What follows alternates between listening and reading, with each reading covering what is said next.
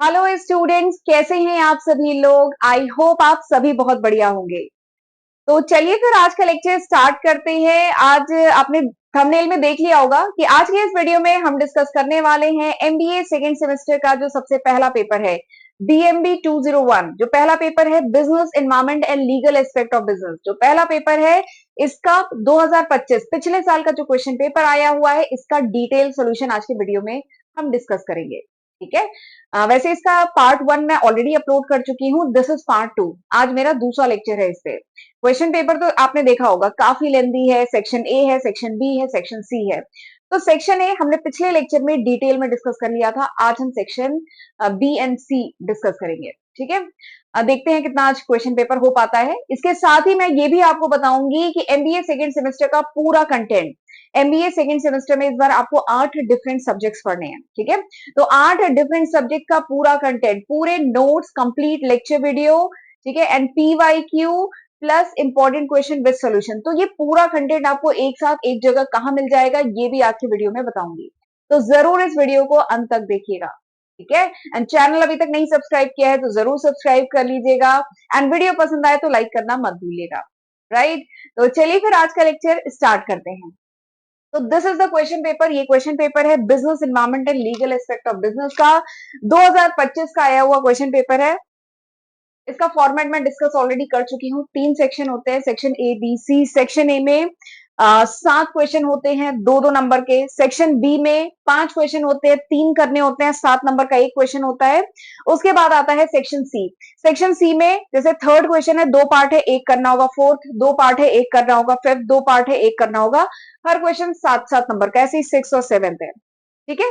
तो section A हम पिछले लेक्चर में डिटेल में डिस्कस कर चुके हैं। ये सारे क्वेश्चन में मैं ऑलरेडी आपके साथ डिस्कस कर चुकी हूं। आज हमें सेक्शन बी से स्टार्ट करना है।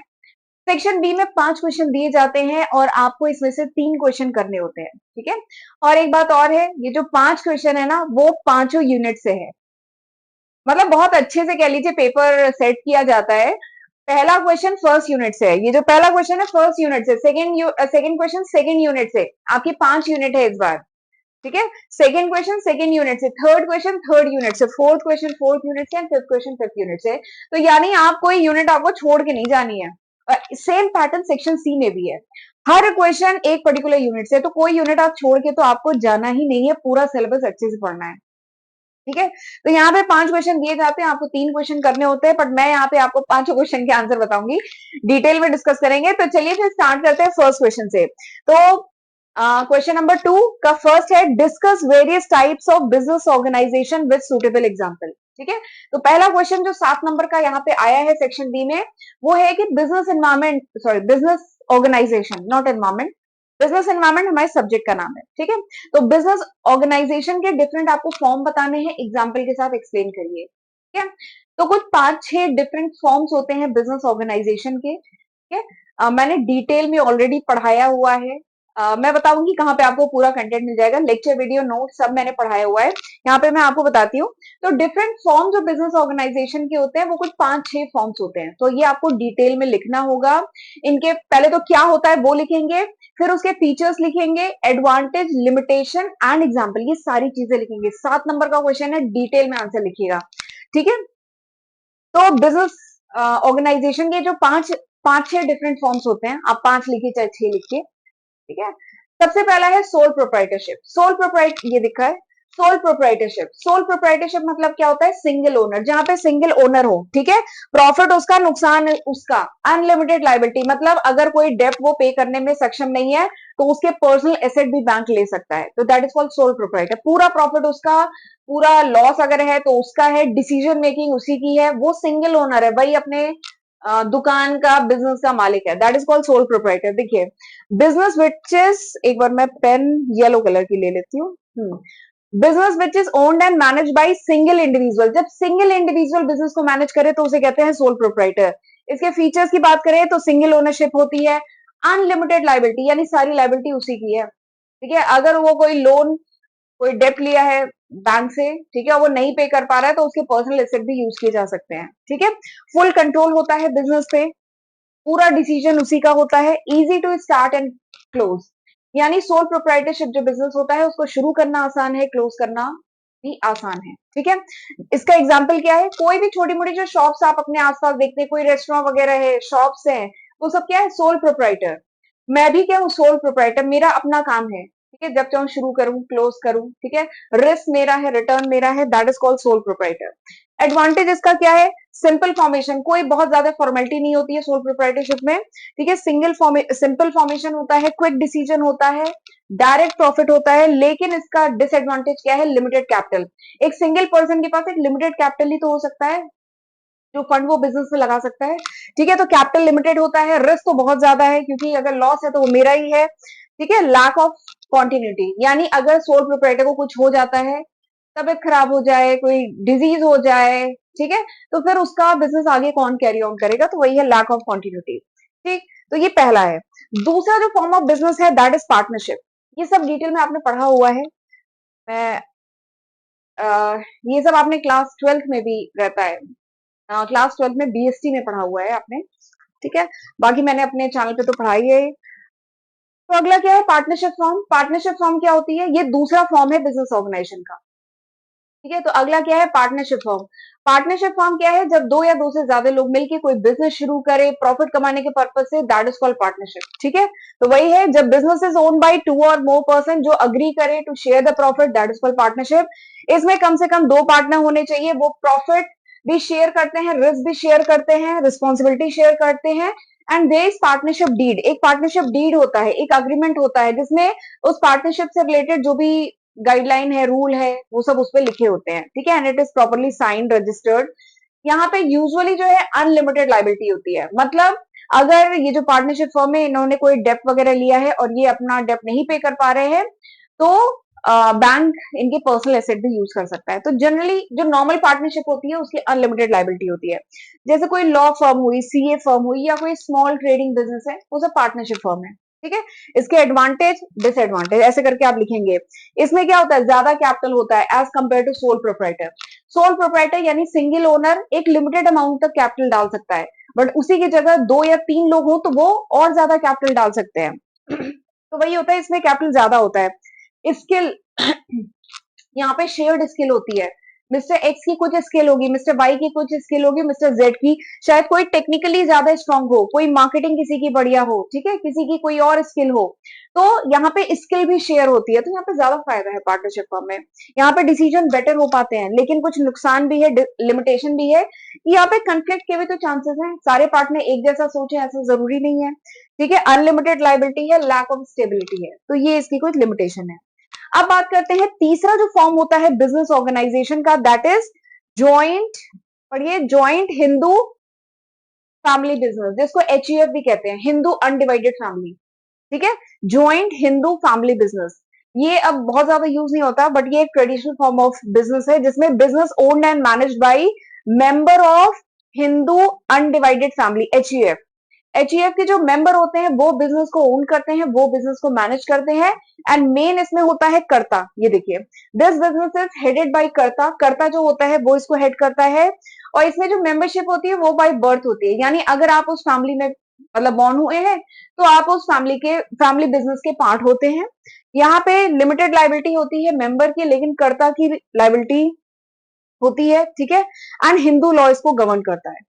एंड ये ट्रेडिशनल जो फैमिली बिजनेस है इंडिया में, वो इसी टाइप के हैं, हिंदू फैमिली बिजनेस, एचईएफ है। ठीक है, तो ये third form of business organization हुआ। चौथा जो फॉर्म है बिजनेस ऑर्गेनाइजेशन का, दैट इज कोऑपरेटिव सोसाइटी। अगला क्या है, कोऑपरेटिव सोसाइटी। कोऑपरेटिव सोसाइटी क्या होती है, जब कुछ लोग मिलके वॉलेंट्री अपनी इच्छा से मिलके कुछ काम करते हैं। ठीक है, अपने जो मेंबर्स हैं उनके इंटरेस्ट के लिए काम करते हैं, उनके हित के लिए काम करते हैं। यहाँ प्रॉफिट कमाना मेन मोटिव नहीं होता है, यहाँ पे मेन मोटिव होता है जो भी मेंबर्स हैं उनका फायदा हो, उनके हित प्रोटेक्टेड रहे, इंटरेस्ट प्रोटेक्टेड रहे, ये मेन पर्पस होता है। तो कोऑपरेटिव सोसाइटी चौथा बिजनेस फॉर्म है।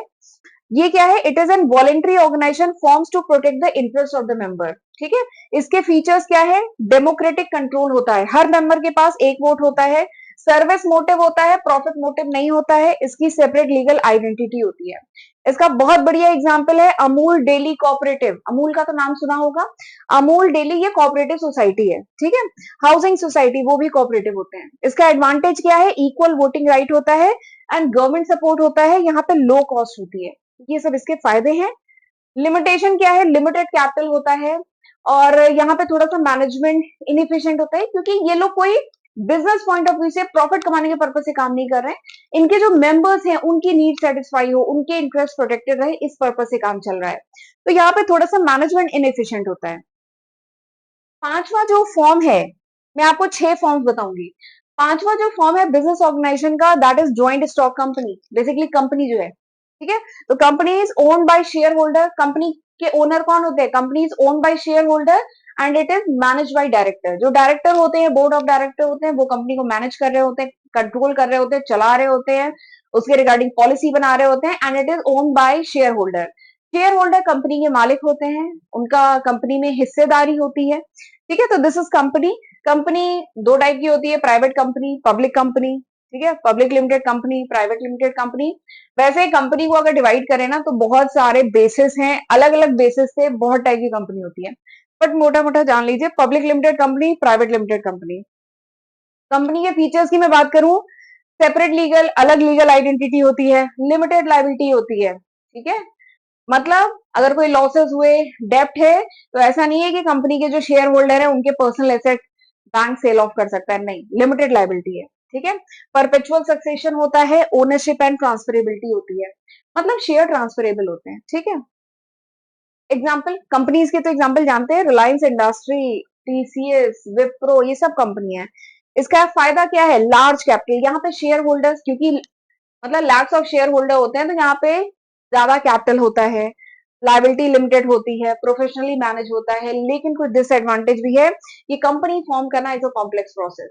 कंपनी फॉर्म करना भी, कंपनी लिक्विडेट करना भी, it's a complex process, long process, legal process, ठीक है। लंबा प्रोसेस है, लीगल प्रोसेस है, कॉम्प्लेक्स प्रोसेस है। जबकि आप सोल प्रोप्राइटर में देखिए, easy to form, easy to dissolve, ठीक है। तो ये कुछ कंपनी के फीचर हुए। अब छठा जो फॉर्म है बिजनेस ऑर्गेनाइजेशन का, ठीक है, 7 नंबर का क्वेश्चन है, मैं आपको बहुत डिटेल में एक्सप्लेन कर दे रही हूँ। आपको इसमें से जो जो बातें याद रहेंगी, जो पढ़ लेंगे, वैसे ये नोट्स भी पूरे मैं प्रोवाइड कर रही हूँ, ठीक है। तो जो बातें याद रहेंगी वो सब लिखिएगा, 7 नंबर का है, अच्छे से आपको लिखना है, ठीक है। अगला जो फॉर्म है बिजनेस ऑर्गेनाइजेशन का, that is LLP, limited liability partnership, ठीक है। It is a hybrid form of two, partnership and company का हाइब्रिड फॉर्म है। एलएलपी जो होता है, लिमिटेड लायबिलिटी पार्टनरशिप, ये कह लीजिए कंपेरेटिवली न्यू कॉन्सेप्ट है। इसमें जो फीचर्स हैं वो एक कंपनी के भी फीचर्स हैं, एक पार्टनरशिप फॉर्म के भी फीचर्स हैं, तो इसी को कहते हैं लिमिटेड लायबिलिटी, यानी लायबिलिटी लिमिटेड होगी लेकिन ये पार्टनरशिप फॉर्म है, ठीक है। तो it is a hybrid form of किसका? पार्टनरशिप एंड कंपनी का हाइब्रिड फॉर्म होता है। इसके अगर मैं फीचर्स की बात करूं, तो इनकी सेपरेट लीगल आइडेंटिटी होती है, सेपरेट लीगल आइडेंटिटी होती है, लिमिटेड लायबिलिटी होती है पार्टनर्स की, एंड फ्लेक्सिबल मैनेजमेंट होता है। एंड इसका एग्जाम्पल क्या है? ये जो स्टार्टअप्स हैं, ठीक है, दे आर एलएलपीज। इसका एडवांटेज क्या है? लायबिलिटी लिमिटेड है, लेस कंप्लायंस देन कंपनी, यानी कंपनी के तरह बहुत सारे लॉज, बहुत सारे कंप्लायंसेस नहीं है जो फॉलो करने हैं, थोड़ी सी फ्लेक्सिबिलिटी है। लेकिन इसके कुछ डिसएडवांटेज भी है कि limited public trust compare to company, company के कंपेयर में जो पब्लिक का फेथ, ट्रस्ट है, वो थोड़ा सा कम होता है इसमें। एंड सम लीगल फॉर्मेलिटीज, कुछ लीगल फॉर्मेलिटी भी है, तो ये इसके डिसएडवांटेज है, ठीक है। तो this was the 6 forms of business organization. ये बिजनेस ऑर्गेनाइजेशन के 6 डिफरेंट फॉर्म थे। कौन कौन से थे? एक था सोल प्रोप्राइटर, दूसरा क्या था? पार्टनरशिप फर्म, तीसरा क्या था? एचयूएफ, चौथा क्या था? कोऑपरेटिव सोसाइटी, पांचवा क्या है? जॉइंट स्टॉक कंपनी, एंड छठा क्या है? एलएलपी, ठीक है। तो आपको ये 6 फॉर्म डिटेल में लिखने हैं, इनके फीचर्स लिखिएगा, इनके एग्जाम्पल लिखिए, एग्जाम्पल तो क्वेश्चन में बोला है लिखने के लिए, एग्जाम्पल लिखिएगा एंड थोड़े से एडवांटेज डिसएडवांटेज लिखिएगा, और 7 नंबर मिल जाएंगे आपको, ठीक है। तो this was the first question, और अब मैं आपको बताती हूँ कि एमबीए सेकंड सेमेस्टर का पूरा content, notes, lecture video, PYQ, important question with solution, ये पूरा कंटेंट आपको एक साथ एक जगह कहाँ मिल जाएगा। तो इसके लिए मैं ले चलती हूँ आपको अपनी एप्लीकेशन पे। मेरी एप्लीकेशन का नाम है accounting master class, Google play store से डाउनलोड कर सकते हैं, नहीं तो इस वीडियो के डिस्क्रिप्शन चेक करिएगा या फर्स्ट कमेंट चेक करिएगा, वहां पे भी मिल जाएगा, ठीक है। तो ले चलती हूँ आपको अपनी एप्लीकेशन पे एंड कंटेंट दिखाती हूँ। तो दिस इज माय एप्लीकेशन, ये मेरी एप्लीकेशन है। तो एप्लीकेशन पे आपको पहला ही कोर्स मिल जाएगा एमबीए सेकंड सेमेस्टर का, ठीक है। तो जब आप इस पे क्लिक करेंगे, कोर्स के सेक्शन में जाइएगा, वहां पे पहला कोर्स इस समय एमबीए सेकंड सेमेस्टर का है। तो मैं इसका कंटेंट आपको दिखाती हूँ। तो जब आप कंटेंट ओपन करेंगे तो जैसे 8 डिफरेंट सब्जेक्ट आपको इस बार एमबीए सेकंड सेमेस्टर में पढ़ने हैं, तो ये 8 डिफरेंट सब्जेक्ट के ऐसे फोल्डर, 8 डिफरेंट फोल्डर्स आपको मिल जाएंगे। ठीक है, फिर जैसे एग्जांपल लेते हैं, आप पहला बिजनेस एनवायरनमेंट का पेपर है ना, तो जब आप ये फोल्डर ओपन करेंगे, ठीक है, तो इसके अंदर आपको 4 फोल्डर मिलेंगे। ठीक, एक नोट्स का है, एक वीडियो लेक्चर का है, एक पीवाईक्यू का है, एक इंपॉर्टेंट क्वेश्चन का है। तो इस तरीके से आपको पूरा कंटेंट इसमें मिलेगा। एक बार मैं वीडियो लेक्चर आपको शो करती हूँ। ठीक है, तो जब आप ये ओपन करेंगे तो इसमें देखिए यूनिट 1, ठीक है, यूनिट 2, यूनिट 3, यूनिट 4 एंड इसके बाद यूनिट 5। ठीक है, तो इस तरीके से पूरा कंटेंट आपको इसमें मिलेगा। ठीक, ऑलरेडी इसमें काफी स्टूडेंट एनरोल हो चुके हैं, अपनी पढ़ाई शुरू कर चुके हैं। तो अगर आपको भी एमबीए सेकंड सेमेस्टर की पढ़ाई करने में दिक्कत आ रही है, कॉन्सेप्ट नहीं समझ में आ रहा, नोट्स प्रिपेयर नहीं किए, लेक्चर नहीं अटेंड कर पाए हैं, तो आप ये कोर्स रेफर कर सकते हैं, आपके लिए काफी हेल्पफुल रहेगा। एमबीए फर्स्ट सेमेस्टर के टाइम भी मैं कोर्स लेके आई थी, बहुत सारे बच्चे एनरोल हुए थे, रिजल्ट भी बहुत अच्छा आया। तो अब मैं लेके आई हूँ एमबीए सेकंड सेमेस्टर का कोर्स। आई होप आपके लिए यूजफुल रहेगा। ठीक है, तो चलिए फिर आई, और अगर कोई डाउट वगैरह हो ना तो मुझसे कमेंट सेक्शन में आप पूछ सकते हैं, नहीं तो टेलीग्राम पे पिंग कर सकते हैं। ठीक है, तो चलिए वापस चलते हैं लेक्चर पे। तो चलिए वापस चलते हैं क्वेश्चन पे, अपने अगले क्वेश्चन पे, सेक्शन बी का दूसरा क्वेश्चन। दूसरा क्वेश्चन बिजनेस एनवायरनमेंट का ही है। यहाँ पे सेकेंड यूनिट में आपको मैक्रो एनवायरनमेंट पढ़ना है। फर्स्ट यूनिट माइक्रो एनवायरनमेंट पे थी, सेकेंड यूनिट मैक्रो एनवायरनमेंट पे है। तो क्वेश्चन क्या है कि explain with example how different countries economic and social culture environment affect international business operation. तो आपको बताना है कि किस तरीके से किसी कंट्री का जो सोशल एनवायरनमेंट होता है, ठीक है, social environment and economic, social culture environment and economic environment किस तरीके से इंटरनेशनल बिजनेस एनवायरनमेंट में किस तरीके से इंपैक्ट डालता है, ये आपको बताना है। तो बहुत मेजर इंपैक्ट पड़ता है, ये मैक्रो एनवायरनमेंट का टॉपिक है।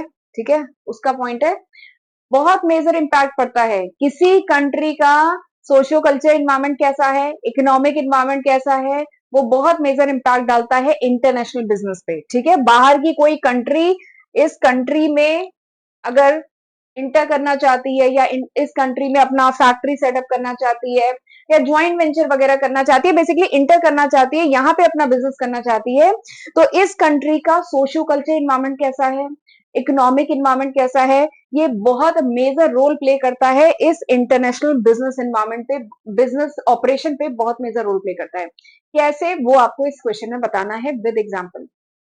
ठीक है, तो देखिए इकोनॉमिक एनवायरनमेंट का तो बहुत मेजर इंपैक्ट है। ये जो कंट्री है इसका इकोनॉमिक एनवायरनमेंट कैसा है, इसका तो बहुत मेजर इंपैक्ट पड़ता है।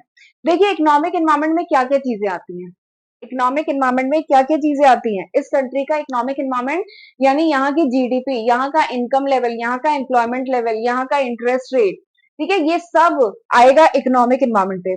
तो अगर कोई फॉरेन कंपनी मतलब किसी भी कंट्री में इन्वेस्टमेंट करने का सोच रही है, तो देखेगी ना यहाँ के लोगों का एजुकेशन, मतलब एजुकेशन नहीं, यहाँ का इंटरेस्ट रेट क्या है, ग्रोथ रेट क्या है, यहाँ की जीडीपी क्या है, ठीक है, यहाँ का टैक्स स्ट्रक्चर क्या है, ये सारी चीजें एनालाइज करेगी, उसके बाद इंटर करेगी।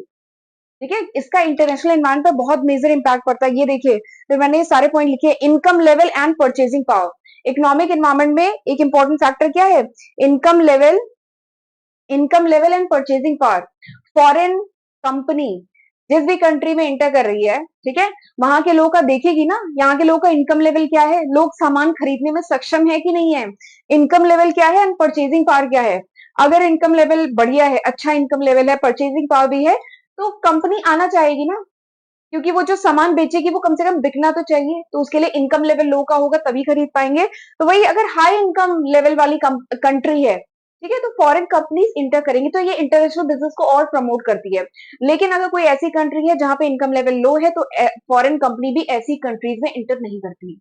ठीक है, जैसे एग्जाम्पल है, आप एग्जाम्पल ये लिखिएगा, जैसे एप्पल अपने प्रीमियम प्रोडक्ट जो है हर कंट्री में नहीं है, एप्पल के प्रोडक्ट हर कंट्री में नहीं मिलते, कुछ जैसे बहुत तो पुअर अगर कोई कंट्री है, ठीक है, तो वहां पे एप्पल के प्रोडक्ट, क्योंकि लोग परचेजिंग पावर ही नहीं है लोगों की, वहां पे इनकम लेवल ही नहीं है, इतना है कि लोग एप्पल के प्रोडक्ट परचेज कर पाए, तो वो ऐसी ही कंट्रीज में, वो प्रीमियम प्रोडक्ट, एप्पल के प्रीमियम प्रोडक्ट ऐसी ही कंट्रीज में मिलते हैं जहां पे क्या है, वहां के लोगों का परचेजिंग पावर हो, खरीद सके। ठीक है, दूसरा क्या है, इकोनॉमिक ग्रोथ रेट। अगर कोई कंपनी, फॉरेन कंपनी इंटर करना चाह रही है किसी दूसरी कंट्री में, तो देखेगी ना इकोनॉमिक ग्रोथ रेट क्या है, यानी जीडीपी इनकी क्या है, जीएनपी क्या है, क्या ग्रोथ रेट है, ठीक है, वो देखेगी ना, तभी तो इंटर करेगी। अगर स्लो इकोनॉमिक ग्रोथ है तो क्या फायदा ऐसी कंट्री में इन्वेस्टमेंट करने का। ठीक, अगला क्या है, इंफ्रास्ट्रक्चर, ये भी इकोनॉमिक एनवायरमेंट का पार्ट है। जहां पे भी इंटर कर रही है उसका इंफ्रास्ट्रक्चर कैसा है, वहां पे रोड ट्रांसपोर्ट है कि नहीं, टेलीकम्युनिकेशन है कि नहीं, ठीक है, सारी चीजें परफेक्ट है कि नहीं, तभी तो अपनी फैक्ट्री सेटअप करेंगे और तभी सामान बिक पाएगा, प्रोडक्शन हो पाएगा, इलेक्ट्रिसिटी प्रॉपर है कि नहीं, तो बेसिक इंफ्रास्ट्रक्चर अवेलेबल है कि नहीं, तो वही सारी चीजें हैं। ट्रांसपोर्ट अच्छा हो, कम्युनिकेशन अच्छा हो, लॉजिस्टिक सपोर्ट हो, ठीक है। अगला क्या है, गवर्नमेंट की पॉलिसी। इंटरनेशनल बिजनेस एनवायरमेंट में इसका ही बहुत इंपैक्ट पड़ता है कि गवर्नमेंट की पॉलिसी कैसी है, रेगुलेशन कैसा है। अगर गवर्नमेंट बहुत कह लीजिए बहुत सपोर्टिव नहीं है फॉरेन कंपनी को लेके, तो फिर फॉरेन कंपनी क्यों पर्टिकुलर कंट्री में इंटर करेगी, ठीक है। गवर्नमेंट का सपोर्ट भी तो होना चाहिए, इस कंट्री के गवर्नमेंट का सपोर्ट होना चाहिए, टैक्स स्ट्रक्चर फेवर में होने चाहिए, रेगुलेशन वगैरह प्रॉपर होनी चाहिए, तभी ये कंट्री, तभी ये कंपनी इंटर करेगी, ठीक है। तो ये सारे फैक्टर थे, इकोनॉमिक फैक्टर, जो इंटरनेशनल बिजनेस को इम्पैक्ट डालते हैं। अगला क्या है, सोशियो कल्चरल एनवायरमेंट। जो कंट्री है उसका सोशल एंड कल्चरल एनवायरमेंट कैसा है, इसका भी बहुत इंपैक्ट पड़ता है इंटरनेशनल बिजनेस पे, ठीक है। अगर कोई फॉरेन कंपनी इंटर करना चाह रही है तो इसे यहाँ की कंट्री का जो कल्चरल चीजें हैं, जो सोशल चीजें, उसको पहले स्टडी करना होगा। जैसे एग्जांपल के लिए कंज्यूमर की प्रेफरेंस क्या है, यहाँ का कल्चर कैसा है। जैसे मतलब देखिए, आप अगर केवल क्लोथिंग की बात करें तो क्लोथिंग का जो पैटर्न है इंडिया में या बाकी कंट्रीज में, सब में अलग अलग है ना।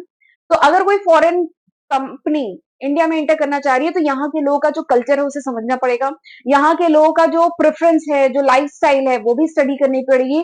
हमारा जो फूडिंग हैबिट है, ठीक है, इंडिया में जो फूडिंग हैबिट है वो भी स्टडी करनी पड़ेगी। इसीलिए आप जानते हैं बहुत सारे फॉरेन के ब्रांड जो इंडिया में है, उन्होंने इंडियन कल्चर, इंडियन बिलीफ या वैल्यू के हिसाब से अपने प्रोडक्ट को मॉडिफाई किया है, ठीक है। बहुत सारे ऐसे फूडिंग के प्रोडक्ट हैं जो बाहर की कंट्रीज में मतलब वो सेल होते हैं, लेकिन इंडिया में वो बैन है, ठीक है। तो ये क्या है, इंडिया का कल्चर ऐसा है, कंज्यूमर प्रेफरेंस ये है। जैसे no beef in India, India में बीफ नहीं अलाउड है, तो मैकडोनल्ड ने अपना मेन्यू उसी के हिसाब से मॉडिफाई किया, ठीक है।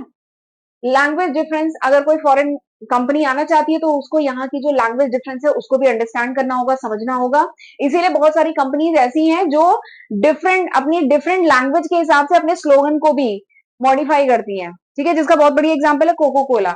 और ये केवल इंडिया की बात नहीं हो रही है, इनके तो ये इंटरनेशनल ब्रांड्स हैं, कई कंट्रीज में ऑपरेट कर रहे हैं, तो ये हर कंट्री की लैंग्वेज के हिसाब से अपना जो टैग लाइन है, अपना जो पंच लाइन होती है ना, इसको मॉडिफाई करते हैं। तो ये क्या है, ये सोशो कल्चर एनवायरमेंट है जो इंटरनेशनल बिजनेस को इम्पैक्ट डाला है।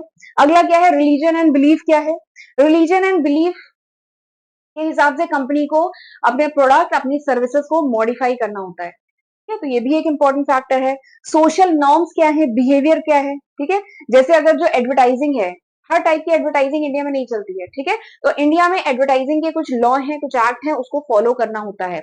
भले ही कोई बाहर की कंपनी है, अपने प्रोडक्ट बना रही है, एडवर्टाइजमेंट उसका अपने हिसाब से, लेकिन इंडिया में अगर वो एडवर्टाइजमेंट चलेगा तो उसको इंडिया का जो नॉर्म्स है, लॉ है, उसको फॉलो करना होगा। तो वही है, इससे तो ये इंटरनेशनल बिजनेस पे इम्पैक्ट डालता है ना, एडवर्टाइजिंग हुई, ड्रेस कोड हुआ, वर्क प्लेस बिहेवियर हुआ, वो उस कंट्री के क्या लीजिए कल्चर के हिसाब से मॉडिफाई किया जाता है, ठीक है। एजुकेशन एंड लाइफस्टाइल, जहां पे भी प्रोडक्ट लॉन्च किया जा रहा है जिस कंट्री में, वहां के लोग की एजुकेशन क्या है, ठीक है, वो लोग क्या प्रोडक्ट समझ पाएंगे, प्रोडक्ट यूज कर पाएंगे, लोगों की लाइफ स्टाइल क्या है, तो ये भी कंपनी अंडरस्टैंड करती है, तब अपना प्रोडक्ट उस कंट्री में लॉन्च करती है, ठीक है। तो ये सारे फैक्टर्स हैं, ये सारे डिफरेंट इकोनॉमिक फैक्टर्स हैं एंड सोशो कल्चर फैक्टर्स हैं जो इंटरनेशनल बिजनेस को इम्पैक्ट डालते हैं, ठीक है। तो ये सब आपको डिटेल में लिखना है, 7 नंबर का क्वेश्चन है। अगला क्वेश्चन यूनिट थर्ड से है, तीसरा क्वेश्चन यूनिट थर्ड से है, लॉ से है क्वेश्चन, कि डिफाइन अ कॉन्ट्रैक्ट। कॉन्ट्रैक्ट क्या होता है, explain the essential element of a valid contract with example. Contract क्या होता है ये बताइए, एंड कॉन्ट्रैक्ट के, एक वैलिड कॉन्ट्रैक्ट के फीचर्स बताइए, यही लिखा है ना, एसेंशियल एलिमेंट बताइए विद एग्जांपल। तो सबसे पहले कॉन्ट्रैक्ट क्या होता है, तो agreement, contract is an agreement. Contract क्या होता है, contract is an agreement when it is enforceable by law. कोई भी अग्रीमेंट अगर ये इन्फोर्सेबल बाय लॉ हो तो ये क्या बन जाता है, इट बिकम्स अ कॉन्ट्रैक्ट, ठीक है। तो कॉन्ट्रैक्ट क्या होता है, contract is a legally enforceable agreement. Contract एक लीगली इन्फोर्सेबल एग्रीमेंट होता है बिटवीन टू और मोर पार्टी, दो या दो से ज्यादा पार्टी के बीच में जब एक अग्रीमेंट हो, और ये अग्रीमेंट जब लीगली इन्फोर्सेबल हो, मतलब लीगली आपको ये अग्रीमेंट फॉलो करना है, तब वो क्या बन जाता है, कॉन्ट्रैक्ट। ठीक है, कॉन्ट्रैक्ट क्या है, अग्रीमेंट, ऐसे करके आप लिखेंगे। कॉन्ट्रैक्ट क्या होता है, अग्रीमेंट प्लस जब ये लीगली इन्फोर्सेबल हो तो ये कॉन्ट्रैक्ट हो जाता है। अगर ये लीगली इन्फोर्सेबल नहीं है, केवल अग्रीमेंट हो रहा है, तो it is not a contract. जब ये अग्रीमेंट भी हो और लीगली इन्फोर्सेबल भी हो, तब ये बनता है कॉन्ट्रैक्ट। तो इंडियन कॉन्ट्रैक्ट एक्ट है 1872, उसमें बताया गया है कॉन्ट्रैक्ट क्या है। कॉन्ट्रैक्ट एक अग्रीमेंट होता है which is enforceable by law, is a contract. ठीक है, तो ये होता है कॉन्ट्रैक्ट। अब इसके एसेंशियल एलिमेंट की बात करूं, तो ये मैंने वैसे वीडियो लेक्चर में डिटेल में पढ़ाया है, मैं शॉर्ट में बस आपको पॉइंट्स बता दे रही हूँ यहाँ पर, बाकी मैंने नोट्स में, लेक्चर वीडियो में सब में पढ़ाया हुआ है। Essential element of a valid contract बात करें तो सबसे पहला एसेंशियल एलिमेंट है ऑफर एंड एक्सेप्टेंस, यानी एक पार्टी ऑफर करे, दूसरी पार्टी उसे एक्सेप्ट अगर करती है, तभी मानेंगे कि ये कॉन्ट्रैक्ट क्या है, वैलिड है। ठीक है, हमें बताना है elements of a valid contract. तो कॉन्ट्रैक्ट तभी वैलिड होता है जब एक पार्टी उसे ऑफर करे अग्रीमेंट को, दूसरी पार्टी उसे एक्सेप्ट करे, तभी। दूसरा क्या है, फ्री कंसर्न, यानी दोनों पार्टीज का फ्री कंसर्न, तो ऐसा ना हो किसी दबाव में आके, ठीक है, गन पॉइंट पे या फोर्स करके या मैनिपुलेट करके या मिस रिप्रेजेंट करके ये कॉन्ट्रैक्ट किया जा रहा है, नहीं, it is a free concern, यानी दोनों की इच्छा से, फ्री कंसर्न से होना चाहिए, तभी वो वैलिड होगा। अगला क्या है, लॉफुल कंसीडरेशन। अगला क्या है, लॉफुल कंसीडरेशन। लॉफुल कंसीडरेशन मतलब जो कंसीडरेशन हो कॉन्ट्रैक्ट में, मैंने डिटेल में पढ़ा है कंसीडरेशन क्या होता है। कंसीडरेशन क्या होता है, अगर मैं कोई सर्विस दे रही हूँ तो उसके बदले में जो भी मुझे मनी के फॉर्म में या दूसरे फॉर्म में जो भी कुछ मिल रहा है, या सर्विस के फॉर्म में, ठीक है, या प्रोडक्ट के फॉर्म में मुझे जो कुछ भी मिल रहा है, दैट इज कॉल्ड कंसीडरेशन, जिसकी कुछ वैल्यू हो, इसको कहा जाता है कंसीडरेशन। तो जो कंसीडरेशन है ना, दैट शुड बी लॉफुल, वो लॉफुल होना चाहिए, लीगल होना चाहिए, इलीगल कंसीडरेशन नहीं होता है। ठीक है, तो consideration is something in return. अगर मैं कुछ, दो लोगों के बीच में कॉन्ट्रैक्ट है, मैं कोई सर्विस या प्रोडक्ट प्रोवाइड कर रही हूँ, उसके बदले मुझे कोई सर्विस या प्रोडक्ट या मनी कुछ प्रोवाइड किया जा रहा है, तो ये कॉन्ट्रैक्ट हुआ, तो दिस इज कंसीडरेशन। ठीक है, कॉन्ट्रैक्ट हुआ मतलब अगर कुछ अग्रीमेंट हुआ है और वो लीगली इन्फोर्सेबल है तो कॉन्ट्रैक्ट है। लेकिन मैं कुछ सर्विस प्रोवाइड कर रही हूँ, ठीक है, उसके बदले में इन रिटर्न मुझे जो भी मिल रहा है, that is consideration, and consideration should be lawful, वो लीगल होना चाहिए। ठीक है, चौथा जो एलिमेंट है लीगल कॉन्ट्रैक्ट का, दैट इज वैलिड कॉन्ट्रैक्ट का, दैट इज कॉम्पिटेंट पार्टी, यानी दो पार्टी जिनके बीच में कॉन्ट्रैक्ट हो रहा है वो कॉम्पिटेंट पार्टी होनी चाहिए, 18 साल से कम नहीं होनी चाहिए, माइनर नहीं होनी चाहिए, एंड वो साउंड माइंड के होने चाहिए। ठीक है, तो ये कुछ है, साउंड माइंड के होने चाहिए, मेजर होने चाहिए, 18 से कम नहीं होने चाहिए, एंड लॉ के अकॉर्डिंग डिस्क्वालिफाइड नहीं होने चाहिए। अगला क्या है, लॉफुल ऑब्जेक्ट, जो पर्पस है कॉन्ट्रैक्ट का, यानी दो लोगों के बीच में अगर कॉन्ट्रैक्ट हुआ है तो कुछ ऑब्जेक्ट होगा ना, कुछ पर्पस होगा, तो जो पर्पस है दैट शुड बी लॉफुल, वो लॉफुल होना चाहिए, इलीगल काम के लिए कॉन्ट्रैक्ट नहीं होता। अगला क्या है, सर्टेनिटी ऑफ टर्म, जो भी टर्म एंड कंडीशन डिफाइन हुई है दो पार्टीज के बीच में, दैट शुड बी सर्टेन, वो डिफाइन होनी चाहिए, रिटर्न में होनी चाहिए, प्रॉपर होनी चाहिए।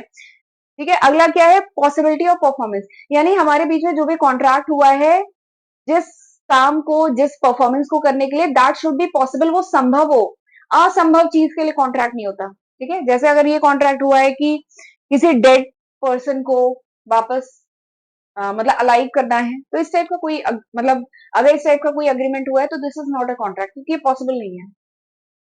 अगला क्या है, लीगल फॉर्मेलिटी, कॉन्ट्रैक्ट में there is a legal formality. ठीक है, वैलिड कॉन्ट्रैक्ट में हमेशा लीगल फॉर्मेलिटी होती है, एवरीथिंग इज रिटन, स्टैम्प्ड, ठीक है, रजिस्टर्ड, तभी वो कॉन्ट्रैक्ट माना जाता है। ठीक है, तो ये 8 बेसिक कह लीजिए एलिमेंट्स हैं of a valid contract.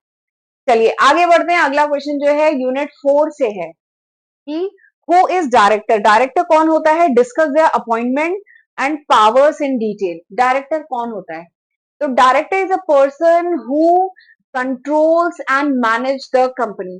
Director वो पर्सन होता है, ठीक है, जो कंपनी को मैनेज करता है, कंट्रोल करता है, पॉलिसी बनाता है। डायरेक्टर के 3 रोल होते हैं, director act as the agent of the company, director company का एजेंट भी होता है, ट्रस्टी भी होता है, मैनेजर भी होता है। एजेंट क्यों होता है, क्योंकि डायरेक्टर अपनी कंपनी को रिप्रेजेंट कर रहा होता है, ठीक है, किसी मीटिंग वगैरह में, ठीक है, या किसी डीलिंग में डायरेक्टर कंपनी को रिप्रेजेंट कर रहा होता है, तो वो एजेंट भी है। ट्रस्टी भी है क्योंकि ये कंपनी के एसेट को सेफ गार्ड कर रहा होता है, तो ट्रस्टी भी है। अगला क्या है, मैनेजर भी है क्योंकि डायरेक्टर ही पॉलिसी बनाना, स्ट्रेटेजिक डिसीजन लेना, ये सब डायरेक्टर कर रहा होता है। ठीक है। तो डायरेक्टर कौन होता है? डायरेक्टर वो इंडिविजुअल होता है जिसे अपॉइंट किया जाता है to the board of directors, ठीक है, जिसकी रिस्पॉन्सिबिलिटी होती है to manage and control the affair of the company. Company के जितने भी काम हैं उनको मैनेज करना, कंट्रोल करना, पॉलिसी बनाना, स्ट्रेटेजिक डिसीजन लेना, ये सब डायरेक्टर का काम होता है, ठीक है। अंडर द कंपनी एक्ट 2013 के according director is a person appointed to the board of a company. Company के बोर्ड में अपॉइंट किए जाने वाला पर्सन को क्या कहा जाता है? डायरेक्टर, ठीक। तो ये बताया गया है कंपनी एक्ट 2013 में। अब डायरेक्टर को कैसे अपॉइंट किया जाता है?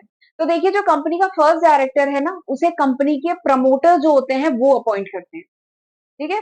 फिर उसके बाद जो बाकी डायरेक्टर होते हैं, जैसे एडिशनल डायरेक्टर और डायरेक्टर, इनको कंपनी की जो एनुअल जनरल मीटिंग, एजीएम जिसको कहते हैं, एनुअल जनरल मीटिंग में अपॉइंट किया जाता है, ठीक है। तो देखिए, और जो फर्स्ट डायरेक्टर होता है कंपनी का, उसका नाम लिखा होता है कंपनी के एओए, आर्टिकल ऑफ एसोसिएशन में लिखा रहता है, ठीक है। अगर ये नहीं स्पेसिफाई है, then the subscribers to the memorandum, जो सब्सक्राइबर होते हैं मेमोरेंडम के, वो बनते हैं फर्स्ट डायरेक्टर, ठीक है। अगला क्या है? Appointment bye share holder. Share holder भी डायरेक्टर अपॉइंट करते हैं, ठीक है। Director usually appointed in the AGM. Director जो है generally AGM, annual general meeting में अपॉइंट किए जाते हैं। शेयर होल्डर्स वोटिंग करते हैं। नॉर्मली ऑर्डिनरी रेजोल्यूशन के तहत डायरेक्टर को अपॉइंट किया जाता है, ठीक है। और ये जो बोर्ड ऑफ डायरेक्टर होते हैं, ये मिलके अपॉइंट कर सकते हैं एडिशनल डायरेक्टर या ऑल्टरनेट डायरेक्टर या कैजुअल वैकेंसी डायरेक्टर अपॉइंट करते हैं, ठीक है। अपॉइंटमेंट बाय थर्ड पार्टी, कभी कभार क्या होता है, कुछ फाइनेंशियल इंस्टीट्यूशन या बैंक वगैरह भी अपने डायरेक्टर अपॉइंट करते हैं कंपनी में, ऐसा भी होता है, ठीक है। फाइनेंशियल इंस्टीट्यूशन या फिर जो क्रेडिटर होते हैं वो भी अपॉइंट करते हैं नॉमिनी डायरेक्टर को टू प्रोटेक्ट देयर इंटरेस्ट, ताकि इन बैंक या फाइनेंशियल इंस्टीट्यूशन को भी पता चले कंपनी में क्या चल रहा है, क्योंकि इन्होंने कंपनी में पैसा दिया है, ठीक है। तो ये भी अपना एक नॉमिनी डायरेक्टर अपॉइंट कर सकते हैं। अगला क्या है? Appointment by director. कभी कभार ऐसा होता है कि कंपनी में बहुत गड़बड़ी हो रही है, बहुत मिसमैनेजमेंट हो रहा है, तो उस केस में गवर्नमेंट भी अपना एक डायरेक्टर अपॉइंट करती है, ठीक है। तो ये केस भी होता है। अब डायरेक्टर के क्वालिफिकेशन की बात करें तो डायरेक्टर, सबसे पहले डायरेक्टर के पास होना चाहिए DIN number, director identification number होना चाहिए, प्लस डायरेक्टर ये कंसर्न दे कि वो काम करेगा as a director, he will act as a director, ठीक है। पावर की बात करें, डायरेक्टर के पास क्या क्या पावर होता है, तो सबसे पहले कुछ जनरल पावर होते हैं, लाइक डायरेक्टर के पास पावर है कि वो पॉलिसी वगैरह बनाता है, स्ट्रेटेजिक डिसीजन लेता है, ये सब उसके पास पावर होते हैं। अगर कुछ स्पेसिफिक पावर की उसके पास बात करें, जो सेक्शन 179 में दिया गया है कि डायरेक्टर जो है कंपनी के शेयर या डिबेंचर इशू कर सकता है, मनी बोरो कर सकता है, ठीक है, इन्वेस्ट कंपनी फंड को इन्वेस्ट कर सकता है, फाइनेंशियल स्टेटमेंट को अप्रूव करता है। तो ये इसके कुछ और पावर हैं, ठीक है। फिर इसके बाद power subject to shareholder approval. कुछ पावर है डायरेक्टर के जिसके लिए उसे शेयर होल्डर से अप्रूवल लेना होता है।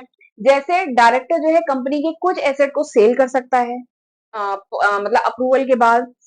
बोरो कर सकता है, बियॉन्ड लिमिट, कुछ लिमिट है उसके ऊपर बोरो कर सकता है, ठीक है। कंपनी का जो कैपिटल स्ट्रक्चर है उसको ऑल्टर कर सकता है, चेंज कर सकता है।